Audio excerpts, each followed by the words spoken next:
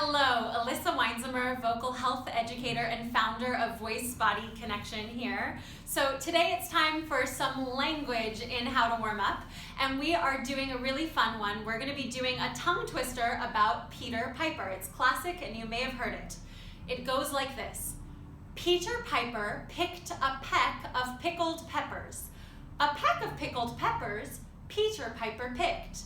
If Peter Piper picked a peck of pickled peppers, where's the peck of pickled peppers Peter Piper picked? It's a great mystery, is it not? So anyhow, we're building on what we did last week in articulation with plosives, and we're really making them clearly, and we have to make them not only at the beginnings of words and syllables, but at the ends as well, which in some ways is actually harder.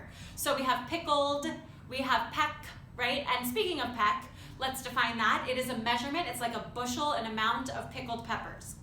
Now, the thing that I really like to talk about with language is communication and meaning and thoughts, right? So actually what we have here with Peter Piper is the same thought twisted around in 4 different ways, right? And at the end, it becomes a question. So we are really understanding what the relationship of things that make up this thought are. There's Peter Piper, and he does something. He picks a what? A peck of what? Pickled peppers, right? So we really want to understand what this all means. So we're not just going to put a string of words together and go, Peter Piper picked a peck of pickled peppers. We're going to create meaning with our pitch and our energy and our language, okay? So here we go again. Peter Piper picked a peck of pickled peppers. Got that? Cool. Let me tell you again in a different way. A peck of pickled peppers Peter Piper picked.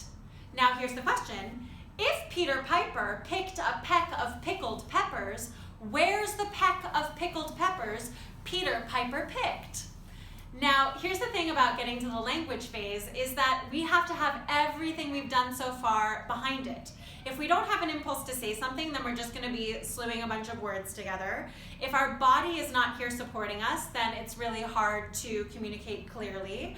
If we don't have our breathing and our airflow, then that's not ideal either. And also, when we're breathing in between these utterances, we can think back to the backwards breathing video that we already did, which is the idea of expand easily on the inhalation. So instead of Peter Piper picked a peck of pickled peppers, a peck of pickled peppers Peter Piper picked, it can be Peter Piper picked a peck of pickled peppers. Isn't that amazing, right? That's the breath, the energy of that breath. A peck of pickled peppers Peter Piper picked, right? You feel how that breath can make its way in there. And then we support our voice, and we're going to keep working on that more in future videos as we have sound, resonance, articulation, and finally communication and language. And we go at a pace that the people who are listening to us could actually understand and pick up what we're saying. So again, you can get faster, but you don't want to get so fast that no one understands, right? Maybe you get to the place of Peter Piper picked a peck of pickled peppers. A peck of pickled peppers Peter Piper picked. And maybe you play around with your pitch and your tone as well. Peter Piper picked a peck of pickled peppers. And it can be really fun sometimes to play with pitch and tone by doing different inflections, like you're talking to a kid. Peter Piper picked a peck of pickled peppers. That kid's in trouble, right? Versus the kid is like, a peck of pickled peppers Peter Piper picked. I'm sorry, right? So play around with it, have fun, enjoy your tongue twisters as you do them, and let me know how it goes.